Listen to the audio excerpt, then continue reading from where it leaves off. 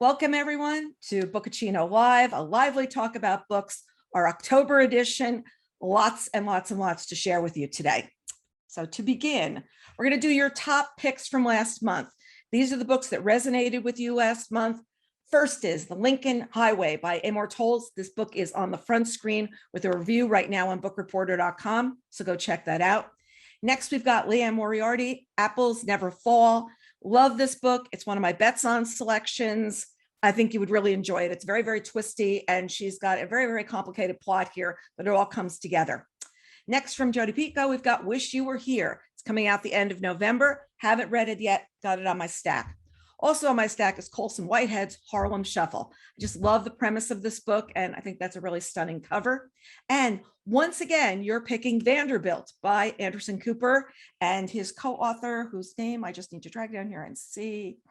Let me just see, I have to see down here. Katherine Happ. So that book you've now selected twice in 2 different months. So we know that's one that you're really interested in. And with no further ado, here we go. We're going to start with fiction. First is The Book of Magic by Alice Hoffman. It's just out this week. Some places you might have seen it was out last week, but it's actually this week.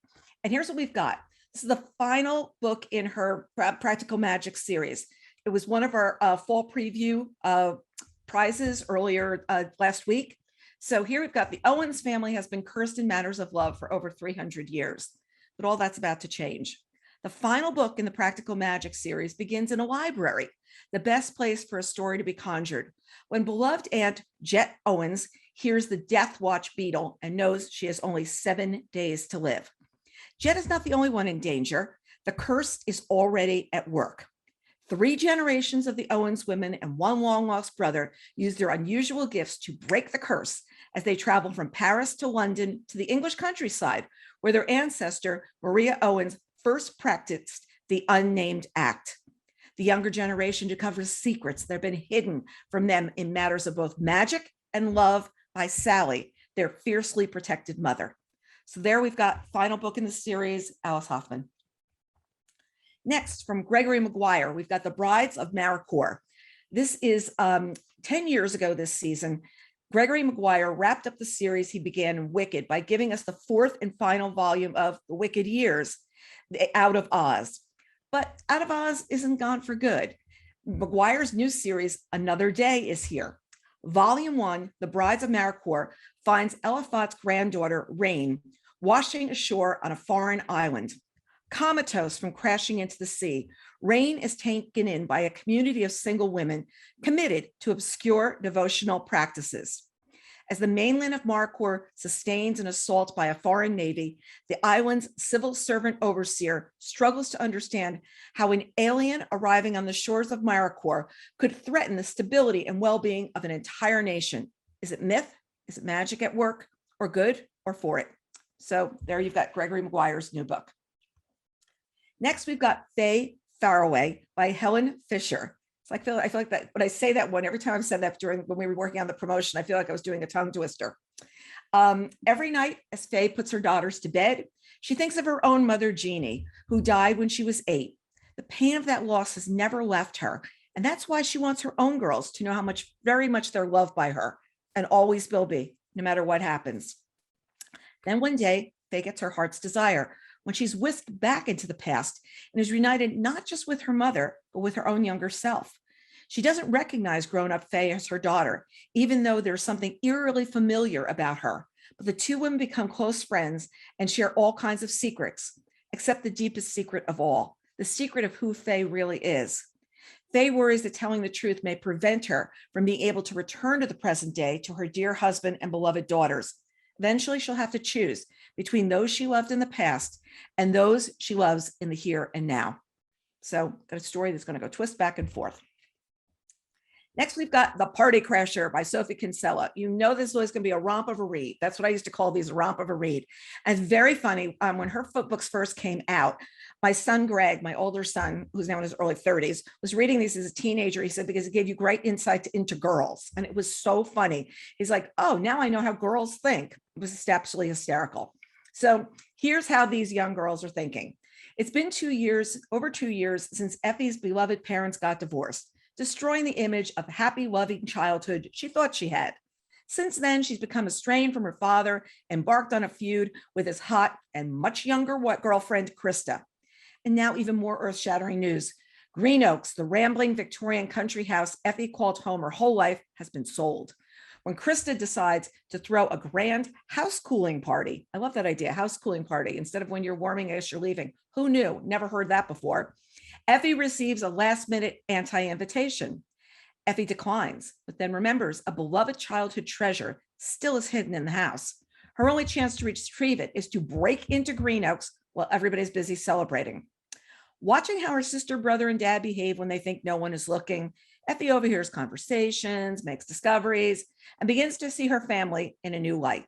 So there you've got the party crashers. And you know what? I'm sure there's a guy involved as well. And you notice how a lot of these books, people are going back in time to see what's going on. Think what time period you'd want to go to see what was going on. Next, we've got the Ballad of Laurel Springs. This is from Janet Beard. It is coming on October 19th. 10-year-old Grace is in search of a subject for her 5th grade history project when she learns that her 4 times great-grandfather once stabbed his lover to death. His grisly act was memorialized in a murder ballad that her aunt tells her. So it must be true. But the lessons of that revelation, to be careful of men and desire, are not just Grace's to learn. Families tangled past is part of a dark legacy in which the lives of generations of women are affected by the violence immortalized in folk songs like Knoxville Girl and Pretty Polly, reminding them always to know their place or risk the wages of sin. So we've got the Ballad of Laurel Springs. Next, we've got Dear Santa from Debbie Macomber, which is coming on October 19th. Lindy Carmichael isn't feeling particularly joyful when she turns home to Wenatchee, Washington for Christmas. The man she thought was the one has cheated on her with her best friend, not good, and she feels completely devoid of creativity in her graphic design job. Not even carolers or Christmas cookies can cheer her up, but Lindy's mother, Ellen, remembers an old tradition that might lift her daughter's spirits. Reading through a box of childhood letters to Santa and reminiscing about what she'd wished for as a young girl might be what she needs. With Ellen's encouragement, she decides to write a new letter to Santa, one that will encourage her to have faith and believe just as she's always done those years before. And little does she know that this exercise in gratitude will cause her wishes to unfold before her in miraculous ways. And I think there's a guy involved here too. Somebody's going to come on the scene. I always wish that I had saved all the kids' letters. Actually, looking up our attic, we probably do have the letters from Santa that they wrote years ago. And to see like what through the years were things that people were interested in or wanted, because it is really a little time capsule of what was happening in time. I mean, remember the Beanie Babies when people had to have those? I remember all these special toys that came out or whatever. And they're really little capsules of what's happening. The same thing with books. There are lots of books that endure. They're books that we come back and read, but they're books that had certain places in time. And I think it's kind of nice to look at those little time capsules back there. Next, we've got Oh, William. Keep that exclamation point there, by Elizabeth Straut, coming on October 19th. Lucy Barton is a writer, but her ex-husband, William, remains a hard man to read. William, she confesses, has always been a mystery to her. Another mystery is why the two have remained connected all these years. They just are. So Lucy is both surprised and not surprised when William asks her to join him on a trip to investigate a recently uncovered family secret. One of those secrets that rearrange everything you think you know about the people closest to you. What happens next is nothing less than another example of what Hilary Mantel has called Elizabeth Straut's perfect attunement to the human condition. Their fears and insecurities, simple joys and acts of tenderness, and revelations about affairs and other spouses, parents, and their children. On every page of this novel, we've made more about the quiet forces that hold us together, even after we've grown apart. So there we've got Oh, William. Next, we've got The Secret of Snow by Viola Shipman. Viola Shipman, as you may remember, is the pen name for Wade Rouse. He writes these books in honor of his grandmother, looking back on like times where we were less concerned about material things, and we're really more concerned about feelings. This book also has a very, very special meaning to him, which I'll get to in a second. So first, we've got Sunny Dunes, love that name, is a Southern California meteorologist whose job is all sunshine and 72-degree days. Well, she is replaced by a virtual meteorologist who will never age, gain weight, or negotiate a contract. And the only station willing to give her a new contract, because she's now 50 years old, is the very place she's been avoiding her whole life since the day she left for college, her northern Michigan hometown. So think she's in Palm Springs, beautiful weather, and she's heading to winter in Michigan. Any of you from Michigan, you know what I'm talking about. So she begrudgingly returns to the long, snowy winters of her childhood with the added humiliation of moving back in with her mother. She finds her past blindsiding her everywhere, from the high school friend she ghosted, to the former journalism classmate and mortal frenemy that's now her boss, to most keenly the death years ago of her younger sister who loved the snow. To distract herself from the memories she spent her life trying to outrun, she throws herself into every small town winter event. She's snowshoeing, she's sledding, she's out on the ice in ice houses. Whatever everybody's doing, she's out there doing it. And she's trying to be, kind of optimistic. And she's trying to woo a new audience, made all the more bearable because, yes, there's a handsome widower on the scene. But with someone trying to undermine her efforts, she's realizing she's going to have to take some steps to figure out who's not on her side and how to get out of the situation she's in. Now, what's really interesting is this book is really a very, very personal book for Wade, Viola Shipman, because his brother was actually killed and was he was killed as a teenager. And he was a very, very, very big lover of Christmas. And he was the one that would go cut the tree in the woods and he would decorate it and all this kind of stuff. And when the first Christmas came, like after he'd passed, there was this real pall over the house. It was like, oh, like, how are we going to do Christmas this year without the brother? And all of a sudden he came in one day and his mother had chopped down the tree. And his mother said, we have to go on and we have to do this. So this is how he writes very much from the heart about the backstory and what's going on with Sonny here of what's going on. And it's also really interesting because Wade does live up in northern Michigan, and he also has a place in Palm Springs. So you know that writing this is from the heart. And trust me, he doesn't last long in winter in Michigan. He stays long enough to see the snowfall, maybe. Next, we've got Our Country Friends coming from Gary Shteyngart. It's coming on November 2nd. Now, let's see if you can figure out what this book's about, folks. It's March 2020 and a calamity is unfolding. A group of friends and friends of friends gather in a country house to wait out the pandemic. Over the next 6 months, they thought it was only going to be 6, new friends and friendships and romances will take hold, while old betrayals will emerge, forcing each character to reevaluate who they love and what matters most.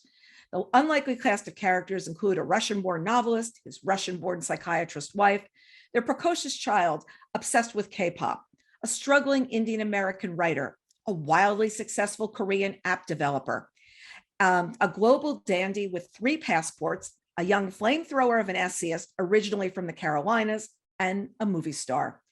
The actor whose arrival upsets the equilibrium of this chosen family. So when Gary's going to write a book like this, you just know there's going to be laughs, like how are these people going to have come together? What's going to happen to them when they're out there, the interplay of relationships. Right now, we're asking on the site, there's a poll that's running until a week from Friday, which will be the 22nd. And it's asking people, are you ready to read books about the pandemic? Do you want to read them now? Would you read them later? Is it something that's not of interest to you? And we're out there looking at your comments all day long. So after this, if you could jump out there and vote, we'd like to see how you feel. Next, we're going to do some historical fiction. So this is When Two Feathers Fell from the Sky by Margaret Verble. I will share that if you like what you hear about this book, this is the contest prize today in our 24-hour fall preview contest. So if you want to, after this, jump out and enter to win, it's a good idea. So here's what the book's about. Two Feathers, a young Cherokee horse driver on loan to Glendale Park Zoo from a Wild West show, is determined to find her own way in the world. Two's closest friend at Glendale is Hank Crawford, who loves horses almost as much as she does. He's part of a high-achieving, land-owning Black family. Neither Two nor Hank fit easily into this highly segregated society of 1920s Nashville. When disaster strikes at one of Two's shows, strange things start to happen at the park. Vestiges of ancient past begin to surface, apparitions appear, and then the hippo falls mysteriously ill. At the same time, Two dodges her unsettling, lurking admirer and bonds with Clive, Glendale's zookeeper, and a World War I veteran who is haunted, literally, by horrific memories of war.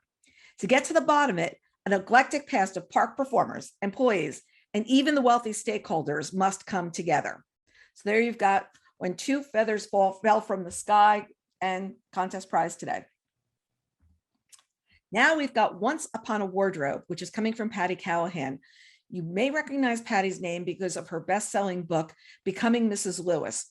Patti, the whole time I've known her, has absolutely loved C.S. Lewis. The Lion, the Witch, and the Wardrobe. We have had so many conversations with her about just loving the work of C.S. Lewis. So when she wrote Becoming Mrs. Lewis and got to look into what it was like to be married to him, what it was like to be the woman in his life before she became married to him, it was a very, very big deal to her. So now she's back with a new novel where she's once again in the world of Narnia. Meg Devonshire is brilliant with numbers and equations on a scholarship at Oxford and dreams of solving the greatest mysteries of physics. She prefers the dependability of facts, except for one. The younger brother she loves with all her heart doesn't have long to live. When George becomes captivated by a brand new book called The Lion, the Witch, and the Wardrobe, and begs her to find out where Narnia came from, there's no way she can refuse.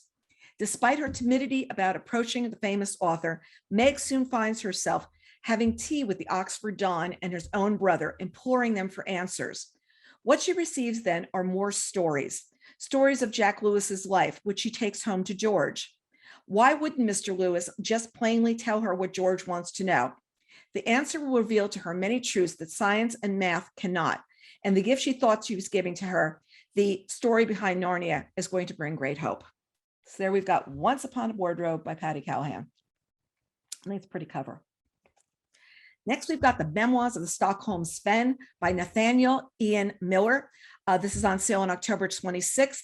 As you know, the indie booksellers select, usually it's 10 books every month that are their favorite books, the books that they were going to be wanting to hand sell to their readers. And this is the #1 selection for November. Just so you know, the books that come out the end of the month are usually put onto the following month's list. So this is #1. So it's in 1916, Sven Ormsson leaves a restless life in Stockholm to seek adventure in Svalbard, an Arctic archipelago where darkness reigns 4 months of the year, and he might witness the splendor of the northern lights one night and be attacked by a polar bear the next. But his time as a miner ends when an avalanche nearly kills him, leaving him disfigured, and Sven flees to an uninhabited fjord.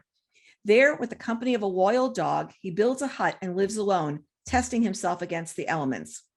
The teaching of a Finnish fur trapper, along with encouraging letters from his family and Scottish geologists who befriended him in the mining camp, get him through his first winter. Years into his routine isolation, the arrival of an unlikely visitor salves his loneliness, sparking a chain of surprising events that will bring Sven into a family of fellow cast-offs and determine the rest of his life. Next, from Beatriz Williams, we've got The Wicked Widow. This is part of her Wicked City series coming on October 26th. It's June 1925, audacious Appalachian flapper Geneva Gin Kelly prepares to trade her high-flying ways for a respectable marriage to Oliver Anson Marshall, a steadfast prohibition agent. Just as the wedding bells chime, the head of the notorious East Coast rum-running racket and Anson's mortal enemy turns up murdered at a society funeral, and their short-lived honeymoon bliss goes up in a blaze that sends Anson back undercover and into the jaws of a trap from which even Gin can't rescue him. So now let's go to June 1998, and Ella Damarish, 90-something society queen Aunt Julie, ropes her into digging up dirt on Senator and presidential candidate Franklin Hardcastle in order to settle old family scores. These secrets lead to a web of shady dealings that Ella has uncovered in her job as a financial analyst, and the bodies start to tumble out of the venerable woodwork.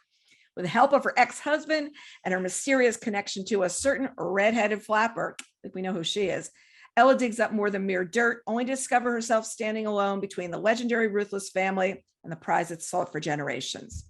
So there you got The Wicked Widow. At the London House, coming from Katherine Reay, it's coming on November 2nd. Caroline Payne thinks it's just another day of work until she receives a call from Matt Hammond, an old college friend and historian. But pleasantries are cut short. Matt has uncovered a scandalous secret kept buried for decades. In World War I, Caroline's British great-aunt betrayed the family and country to marry her German lover. Determined to find answers and save her family's reputation, Caroline flies to her family's ancestral home in London. She and Matt discover diaries and letters that reveal her grandmother and great-aunt were known as the Waite sisters. Popular and witty, they came of age during the interwar years, the time between peace, a time of peace and luxury filled with dances, jazz clubs, and romance. The buoyant tone of the correspondence soon yields to sadder revelations as the sisters grow apart, and one leaves home for the glittering fashion scene of Paris, despite rumblings of the war. Each letter brings more questions. Was she a traitor or collaborator, or was something more complex going on? So together, they're going to have to find the secrets of spies and unwind what was going on here. That's really interesting as we listen to about a lot of these books. There's written correspondence. There was a written Santa letters. There's written correspondence here. We spend our entire days dealing in email, often having more than one email address. And yes, I did remember my AOL password the other day to look something up. You're realizing that we have so many different places where we've communicated, but there's nothing tangible. There's nothing paper that we're holding on to. And I think that we have to think about cards and letters and returning to that a little bit if we want to make sure there's some kind of a shared history here. Because if not, history is going to be written by what you looked up on the internet. It's not going to be written by what people are actually thinking. And I've been doing a lot of thinking about that right now. Well, thinking of that, let's go to Thrillers and Mysteries. Because why not? So we've got Silverview coming from Jean Le Carré. It is coming out this week.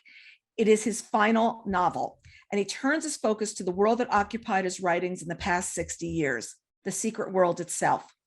Julian Wansley has renounced his high-flying job in the city for a simpler life, running a bookshop. That's wonderful, in a small English seaside town. But only a couple of months into his new career, Julian's evening is disrupted by a visitor. Edward, a Polish emigre living in Silverview, the big house on the edge of town, seems to know a lot about Julian's family and is rather too interested in the inner workings of his modest new enterprise. When a letter turns up, a letter once again, folks, on the door of a spy chief in London, warning him of a dangerous leak, the investigators lead him to this quiet town by the sea.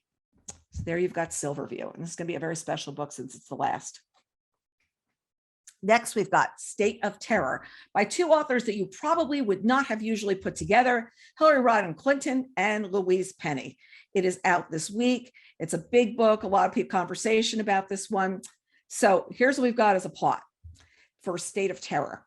After a tumultuous period in American politics, a new administration has been sworn in, and to everybody's surprise, the president chooses a political enemy for the vital position of Secretary of State, Ellen Adams. With this appointment, he silences one of his harshest critics, since taking the job means Adams has to step down as the head of her multinational media conglomerate.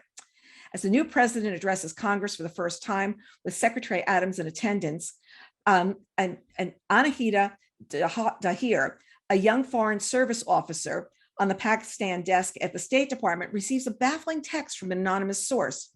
Too late, she realizes the message was a hastily coded warning.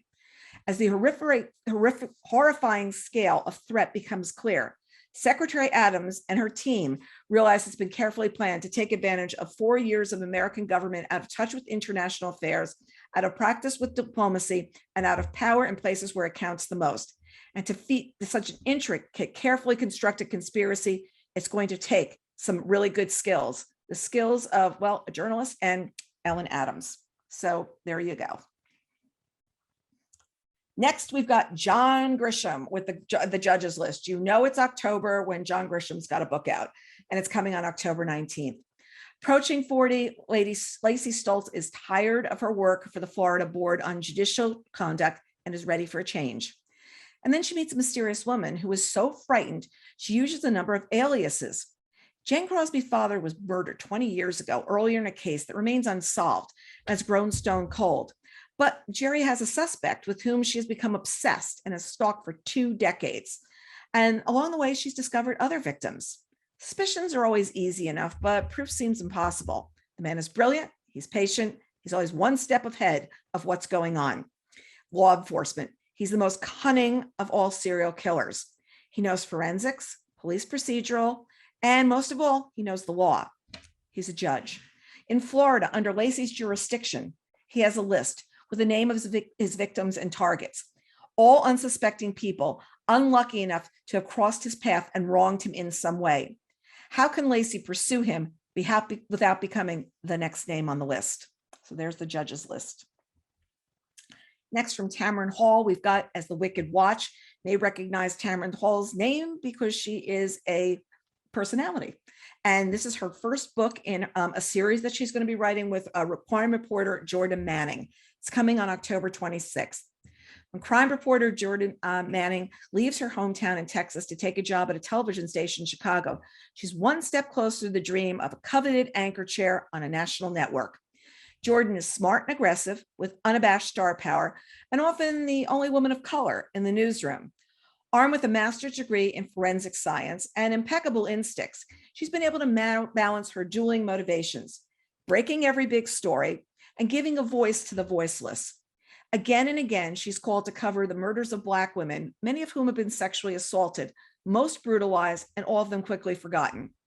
Until Maisie James, the story that Jordan can't shake despite all her efforts. A 15-year-old girl whose body was found in a abandoned lot. She's come to represent to Jordan all the frustration and anger that her job often forces her to repress. Putting the rest of her work and her fraying personal life aside, she does everything she can to get this coverage, this story, the coverage that it desperately deserves. And she is convinced that she's going to figure out what's really been going on with these stories. So there we've got As the Wicked Watch from Tamron Hall. Now from Karen White, we've got the seventh and final book in her best-selling series featuring the psychic medium Melanie Trentholm. This is The Attic on Queen Street, and it's coming on November 2nd. I've read a couple of these books. I just find Melanie to be just a fabulous character. I actually read their Christmas book. I can't remember what the other title was.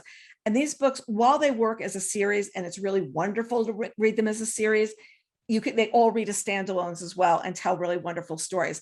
And the nice thing about having the seventh and final book in the series is you could read 1 through 7 and completely enjoy yourself. So after the devastating effects of the past events of the past few months, the last thing Melanie wants is to think about the future. Why? When her husband Jack has asked for a separation that might have been her own fault. However, their relationship issues are pushed aside when longtime nemesis Mark Longo comes to them with a proposition. Allow their Trad Street house to be used as a filming location for the movie adaptation of Mark's best-selling book, and he will help Jack reestablish his stalled writing career. Melanie's doubts soon to be proved to be well-founded when she uncovers ulterior reasons for Mark wanting to be back in the house. But she's got unexpected allies in protecting the house and its inhabitants. The ghost of a Civil War girl warns her of increasing threats to her family, and a malevolent ghost seems determined to stop Melanie from investigating. Really fun books. I like the way she does it. They're set in Charleston, huge sense of history there. If you spend any time in Charleston or want to know a little bit more about Charleston, she definitely steeps you in the area, the beautiful homes down there, the nooks and crannies in each of these homes, and does a great job of describing that as well, which makes books fun. Next, we've got The Collective from Allison Galen. It's coming on November 2nd. Camille Gardner is a grieving and angry mother who, 5 years after her daughter's death, is still obsessed with a privileged young man she believes to be responsible. When her rash actions draw the attention of a secret group of women, The Collective, Camille is drawn into a dark web where these mothers share their wildly different stories of loss, as well as their desire for justice in a world where privilege denies accountability. Fueled by a mutual rage, the Collective members devise and act out their retribution fantasies via precise, anonymous, highly coordinated revenge killings. As Camille struggles to comprehend whether this is role-playing exercise or a terrifying reality, she must decide if these women are truly avenging angels or monsters. Becoming more deeply enmeshed in this group, she learns truths about the Collective and herself that she may not be able to survive. So there we've got The Collective. No killer goes unpunished. Now we've got Everything We Didn't Say by Nicole Bart. and this is coming on November 2nd. For anybody who's a Book of the Month Club member, this is one of the Book of the Month Club titles this month. Here we've got Juniper Baker had graduated from high school and was deep in the throes of a summer romance when Cal and Beth Murphy, a childless couple who lived at a neighboring farm, were brutally murdered. When her younger brother became the prime suspect, Jude's world collapsed and everything she loved that summer fell away. She left, promising never to return to tiny Jericho, Iowa, until now. Officially, she's back in town to help an ill friend manage the local library, but really she's there to repair her relationship with her teenage daughter, who has been raised by Juniper's mother and stepfather since birth, and to solve that infamous Murphy's murder once and for all. She knows the key to both lies in the darkest secrets of that long ago summer night, one that's haunted her for nearly 15 years. As history begins to repeat itself and a dogged local true crime podcaster starts delving into the murders, the race to find the truth puts past and present on a dangerous collision course. Nicole's written a number of books. I remember reading Little Broken Things. She's just a beautiful writer. This is Wendy Walker's calling this a riveting tale about love, loyalty, and secrets that will, I have to turn my glasses on, will sink into your bones and leave you breathless. Nicole also lives in Iowa, so we're gonna have a strong sense of place here. Next, from Janet Ivanovich, we've got Game On. And this is Tempting 20, let me just move this 1 second. I think it's Tempting 27 for these books. Let me just move this 1 second. 28, something 28. When Stephanie Plum is woken in the middle of the night by the sound of footsteps in her apartment, she wishes she didn't keep her gun. Where's she keep it, guys? In the cookie jar in the kitchen.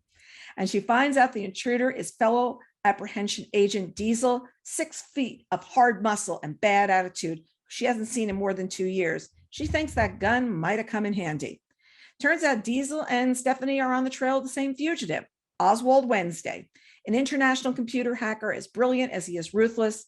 Stephanie may not be the most technologically savvy sleuth, but she more than makes up for that with her dogged determination, her understanding of human nature, and her willingness to do just about anything to bring a fugitive to justice. Unsure if Diesel is her partner or competition in this case, she needs to watch her back every step of the way as she sets the stage to draw Wednesday out from behind his computer and into the real world. That memoirs, biographies, and nonfiction. We're going to start with an interesting book. It's called 12 Bites by Jeanette Winterson, and it's how we got here and where we might go next. And it's just out this week from Grove Press. The New York Times bestselling author of Why Be Happy When You Can Be Normal, Jeanette Winterson draws on her years of thinking and reading about artificial intelligence and all its bewildering manifestations. In her brilliant, laser-focused, and uniquely pointed and witty style of storytelling, she looks to history, religion, myth, literature, and the politics of race and gender, and computer science to help us understand the radical changes to the way we live and love that are happening now. When we create non-biological life forms, will we do so in our own image? And what will happen to our deep-rooted assumptions about gender? Will the physical body that is home, soon to be enhanced by biological and neural implants, keeping us fitter, younger, and connected? Is it time to join Elon Musk and leave planet Earth? So there's our story for today. I don't know how we got here. I don't know where we're going to go next. Next, we've got The Boys from Ron Howard and Clint Howard. And I know we presented this in a preview in an earlier episode of the show. What was it like to grow up on TV? Literally. Remember Opie? Ron Howard has been asked this question throughout his entire life. In The Boys, he and his young brother Clint examine their childhoods in detail for the first time. With his perspective of time and success, Ron as a filmmaker, producer, and Hollywood A-lister, Clint as a busy character actor, the Howard brothers delved deep into an upbringing that seemed normal to them, but was anything but. Their Midwestern parents, Rance and Jean, moved to California to pursue their own showbiz dreams, but it was their young sons who found steady employment as actors. It's a dual narrative that lifts the lid off the Howard brothers' closely held lives. It's a journey of a tight 4-person family unit that held fast in an unforgiving business and of 2 brothers who survived child actor syndrome to become fulfilled adults. So it's fun to see what Ron Howard has done now and realize his big, what he has done through the years. It's truly major accomplishment. Next, we've got On Animals from Susan Orlean. It's also on sale this week. How we interact with animals has preoccupied philosophers, poets, and naturalists for ages. writes Susan Orlean. Since the age of 6, when she wrote and illustrated a book, no, the age of 6, called Herbert the Nearsighted Pigeon, she's been drawn to stories about how we live with animals and how they abide with us. Now in On Animals, she explores the animal-human relationships through compelling tales she has written over the course of her celebrated career. These stories consider a range of creatures, the household pets we dote upon, the animals we raise to end up as meat on our plates, the creatures who could eat us for dinner, the various tamed and untamed animals we share our planet with, who are central to human life. In her own backyard, Orlean discovers the delight of keeping chickens. In a different backyard in New Jersey, she meets a woman who has 23 pet tigers, something none of her neighbors knew about until one of the tigers escapes. So, okay, I live in New Jersey. I haven't seen any tigers. It was very funny, though. A couple of weeks ago, I was outside reading, and we live in a place where it's pretty wooded. And we do have a very high fence so I can have flowers. So like, the deer can't get in and just eat everything. So I didn't think anything was inside the fence, but it sure sounded like it did. And you just hear things dropping from the trees. And it was the acorns dropping down or whatever. And I sort of like took it in stride and didn't think about it much. So last week, my book club comes and meets at the house. And we're sitting outside and I watch them like flinching like this. And I realized it's really not the animals, it's the acorns falling off the tree.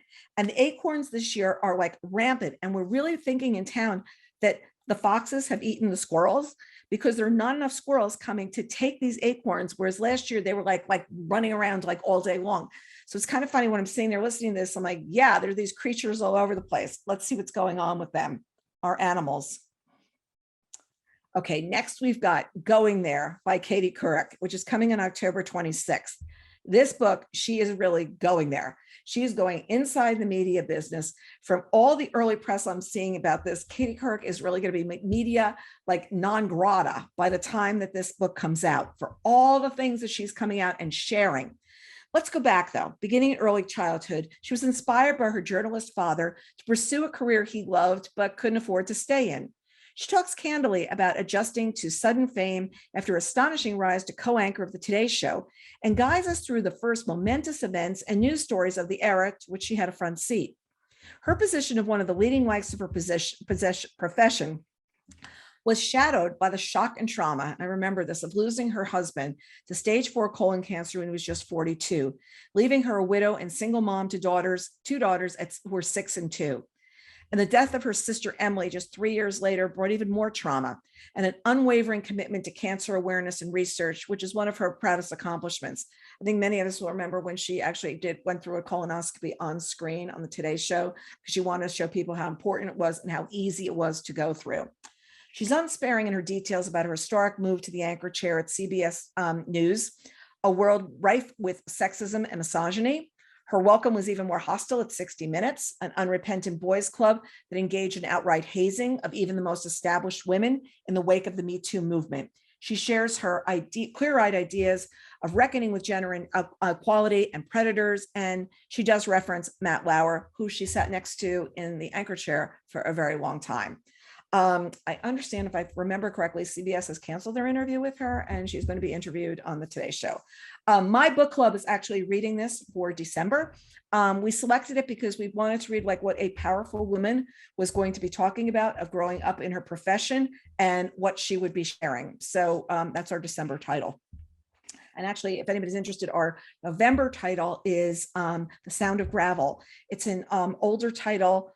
Tom Donadio, I'm going to have to jump in later on and remind me of the name of the author, who I absolutely love this book, and someone else in the group recommended it. So that's what we're doing. Now we've got Both and A Life in Many Worlds by Huma Abedin, which is coming on November 2nd. The daughter of Indian and Pakistani intellectuals and advocates, Huma Abedin grew up in the United States and Saudi Arabia and has traveled widely. She launched full stream into college internship in the office of the First Lady in 1996, never imagining that her work at the White House would blossom into a career in public service.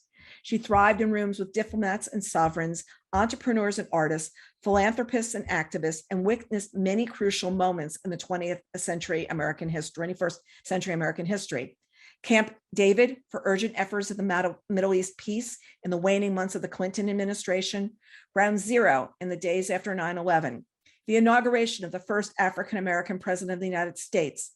The convention for when America nominated its first female presidential candidate. Her relationship with Hillary Clinton has seen both women through extraordinary personal and professional highs, as well as unimaginable lows. And here for the first time is a deeply personal account of Clinton as her mentor, confidant, and role model. So that's Huma Abedin's new book. Next, we've got The Correspondence coming from Judith Mackerel on November 2nd. On the front lines of the Second World War, a contingent of female journalists were bravely waging their own battle. Barred from combat zones and faced with entrenched prejudice and bureaucratic restrictions, these women were forced to fight for the right to work on equal terms with men. The Correspondence follows 6 remarkable women as their lives and careers intertwined.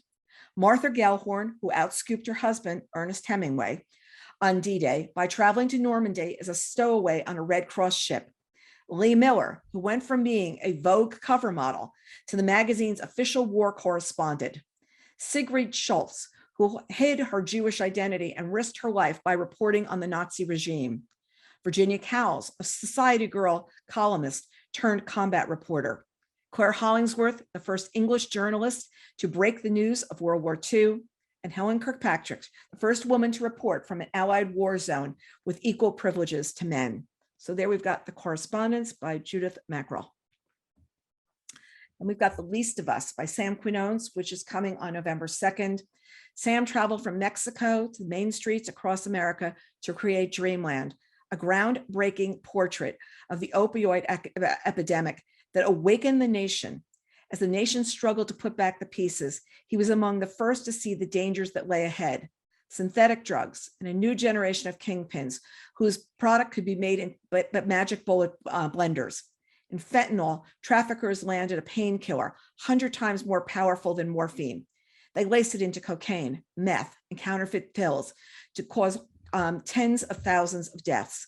And at the same time as Mexican traffickers made these methamphetamine cheaper and more potent than ever, creating, he argues, swaths of mental illness and a surge in homelessness across the country. He hit the road to investigate these new threats, discovering how addiction is exacerbated by consumer product corporations. Amid a landscape of despair, he found hope in those embracing the forgotten and ignored, illuminating the striking truth that we are only as strong as our most vulnerable. And the subtitle of this is True Tales of America and Hope in the Times of Fentanyl and Meth. You know, for years, it was all about pot coming across the border, marijuana coming across the border. Now with everything being legalized here, now what's ending up happening is there's really super powerful drugs are what the cartels are bringing in. And there was a very sad story on the national news the other night about these parents that their son, got some drug online. It was laced with fentanyl and he died. And they didn't even know he'd taken it until this kid, straight A student in school, everything's together, but he dabbles in, I think it was a drug to try to help him study better. And it was fentanyl in it and he died. And it just shows that we don't always know what's going on. You don't know what's inside things if they're not coming from a licensed source. Then we've got the lyrics, 1956 to the present by Paul McCartney, with notes that are written by Paul Muldoon, who is a poet laureate. It's coming on November 2nd, and it's the historic decade of the Beatles to Wings, to his long solo career. It pairs the definitive text of 154 Paul McCartney songs with his first-person commentary on his life and music. Spanning 2 alphabetically arranged volumes, they reveal how these songs came to be, who inspired them, his devoted parents, his songwriting partner, just many, many people. And here are the origins of Let It Be, Lovely Rita, Yesterday, as well as McCartney's literary influence, including Shakespeare, Lewis Carroll, and Alan Durband, his high school English teacher. So there are images from his archives, handwritten texts and paintings, 64 years of music, the definitive literary and visual record of one of the greatest songwriters. I leave this in here because I think that people want to think about this for a holiday present, to be giving people as a holiday gift. So I want to make sure anybody with Paul McCartney fans on their list get this one now. Also, little thing about holiday shopping. Shop early this year. We're not saying this just so that indie stores can make more money and publishers can make more money right now. Those 2 words that we didn't know last year, well, besides pandemic, it's supply chain. We know what supply chain was. supply chain is an issue. When you see on the national news at night, those big carrier ships off the coast of the West Coast, a lot of those have books that may be printed in 4-color, because a lot of 4-color is printed overseas. Keep in mind, they may still be on those container ships. And also, it's just getting printing to happen even in the States in black and white. A couple of books we've already seen were moved to spring because there were supply chain issues. None that are in this presentation, but we've seen stuff that's moving. We're getting notes on a daily basis. What we'd recommend is if you see a book you want, buy it. Don't hesitate. And if you know that what people are going to want on their lists, make sure you're going out to grab them early. Okay. And whenever possible, as we always say, please do shop local. And now we've got Ottolenghi, Test Kitchen, Shelf Love by Yotam Ottolenghi and Noor Murad, coming from Clarkson Potter on November 2nd. Those who are longtime readers of the newsletter know how much I absolutely love Yotam's cooking. I have every one of his cookbooks. We cook from them on an ongoing basis. Well, everybody always wants to have things that are like a little bit buying off the shelf, because sometimes when you're buying, like cooking with his books, you have to go find these ingredients, and it's not always something you could get. This book's simple. It was a lot easier to do, and I gave that book as a gift more than once. And this Test Kitchen one sounds like it's going to be great. The revered these two head chefs of the Ottolenghi Test Kitchen give everyday home cooks, every day, you, me, the accessible, yet innovative Middle Eastern inspired recipes they need to put on the dinner table with less stress and less fuss in a convenient flex-bound package. It teaches readers how to flex with fewer ingredients, are my favorite, get creative with their pantry staples, and add playful twists to familiar classics. I'm trying to figure out if maybe they would have, Greg and I went out to dinner the other night and we had beet hummus. And I'm trying to figure out if he could make beet hummus. If anybody's going to do it. I don't know if it's in this book, but that's the kind of thing I'm looking for. All the signature things that the Ottolenghi fans love are here. Big flavors, veggie forward appeal, diverse influences, but are distilled to maximize ease and creative versatility. These dishes pack the punch and edge you expect from one of his cookbooks, using what you have on hand, everybody. Not going to like, oh my gosh, where am I going to buy this anywhere? The last can of chickpeas or bag of frozen peas without extra trips to the grocery store. Just for the record, I don't like peas. So the peas there, I'll eat pea soup, but like, frozen peas, not going to make the cut. The other night I was making something and they called for chestnut flour. It wasn't one of his recipes, it was somebody else's. I'm like, I was at the store this weekend where they had all these health food things. There was no chestnut flour I could find easily. And we live in a place where there's a lot of places to shop. Okay, we've got a couple of December titles to look forward to. Remember, December is not the biggest month of the year for books to be coming out. Usually everything is already in the stores. Why do we know that? Supply chain. Who's going to open the box in the back of the store in December? Not very many people. So, but we've got a couple we really want to have on your radar. The first one is True Crime Story by Joseph Knox. It's one of our fall preview titles. I believe we gave this away yesterday. I may have to have Tom or Austin correct me on that. It's coming on December 7th, a day near and dear to me, my birthday. So on 2011, Zoe Nolan walked out of her dormitory in Manchester and was never seen or heard from again. Case went cold. Story was sad, certainly, but hardly sensational. Crime writer Joe Knox thought. He wouldn't have given her any more thought if it was not for his friend Evelyn Mitchell, another writer struggling to come up with a new idea. She was wondering what happened to all the girls who go missing. What happened to the Zoe Nolans of the world? She began investigating herself, interviewing Zoe's family and friends and emailing Joseph with chapters of the book as she was writing with her findings. Uneasy with the corkscrew twists and turns, he embedded himself in the case, ultimately discovering a truth more tragic and shocking than he possibly could have imagined. So what happens to all the girls go missing? I confess to being really obsessed with true crime, so I'll be right into that story. Next, we've got My Darling Husband coming from Kimberly Bell. Kimberly Bell is somebody that we've reviewed all three of her books, and we've got something special going on with this book. So give me a second and first tell you about this, and I'll tell you about that. It's coming on December 28th. Jade and Cam Lasky are, by all accounts, a happily married couple with two adorable children, a spacious home, and a rapidly growing restaurant business. But the world is tipped upside down when Jade is confronted by a masked home invader. As Cam scrambles to gather ransom money, Jade starts to wonder if they're financially secure as the lifestyle suggests, and what other secrets is her husband keeping from her. He may be a good father, a celebrity chef, and a darling husband, but there's another side of him he's kept hidden from Jade that's put their family in danger. Unbeknownst to Cam and Jade, the home invader has been watching them and is about to turn their family's secrets into a public scandal. So there we've got My Darling Husband. Now, here's what's special about this book. Doing a new feature on the site. It's called In Case You Miss Them and a Look Ahead. And we're looking at an author's battery of work. You select the titles from their work. So from Kimberly, we've got The Marriage Lie, Dear Wife, Stranger in the Lake, and we're teasing ahead to My Darling Husband. So now what we want you to do, it's up on the site. You can go there and click through to do this.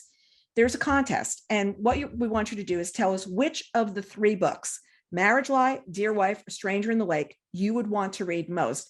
And 3 people are going to win copies of those books. So it's interesting for us to see by reading just the descriptions, which one you're going to be the most interested in. And it's something the publisher is interested in well. So we've developed this new promotion called In Case You Miss Them and a Look Ahead.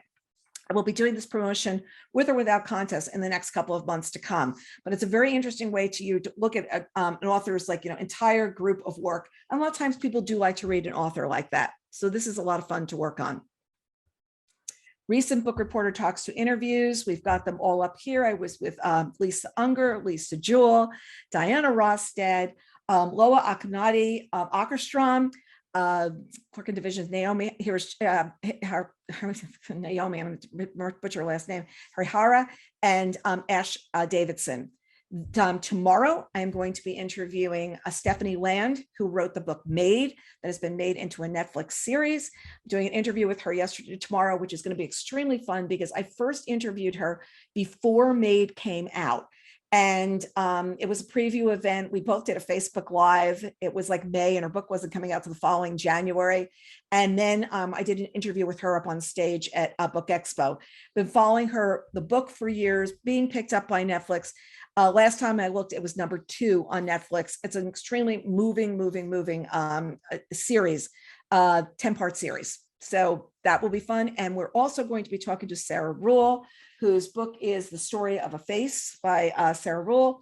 We're going to be talking to her tomorrow, and that will probably air next week. So lots going on, lots coming up the next couple of weeks.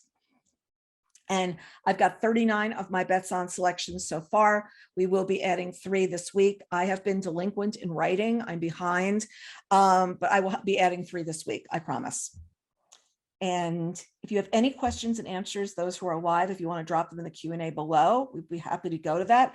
Our next event is going to be for books coming out November 9th through January 4th. It's going to be on Wednesday, November 10th at 2:00 in the afternoon. We'll send you the sign up link later on today. Either that'll be on the right-hand side of the site where you have that little coffee cup. If you click through, the new one should be up later on today. Look forward to having you there. Like I said, not a lot of books come out in December, so we're going to do this event on November 10th. And let me just see, wait 1 second. We are also working on some book club events. I know you're very interested in book club events. We've got a couple of really big things in the hopper. It's just a question of one of the authors is out of the country and we're trying to coordinate and see if they can do it. And it's a book that we'd really love to wrap our arms around. And they've got another book that I've been passionate about for years. I'm trying to contact the writer to see what we can do. So I think we're going to do a couple of those, towards the end of the year. And we haven't been delinquent in doing, we've just been trying to find the perfect books. And now that we've got them, it's trying to put the people together to do them with us. Thank you for joining us for Bookaccino Live. Our next event will be on Wednesday, November 10th, and we look forward to seeing you here. Thank you so much for joining us.